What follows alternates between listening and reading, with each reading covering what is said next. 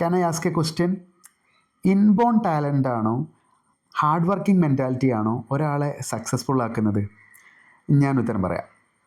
അതായത് ഒരാളെ സംബന്ധിച്ച് അയാൾക്ക് ഫുട്ബോൾ കളിക്കാൻ, ക്രിക്കറ്റ് കളിക്കാൻ, അല്ലെങ്കിൽ പാട്ട് പാടാനൊക്കെ ഇൻബോൺ ആയിട്ടുള്ള ടാലൻ്റ് ഉണ്ട് എങ്കിൽ ആ ഇൻബോൺ ആയിട്ടുള്ള ടാലൻറ്റ് വർദ്ധിപ്പിക്കാൻ വേണ്ടിയിട്ട് അയാൾ ഹാർഡ് വർക്ക് ചെയ്യുകയാണെങ്കിൽ അയാൾക്ക് പെട്ടെന്ന് സക്സസ്സിലേക്ക് എത്താൻ പറ്റും.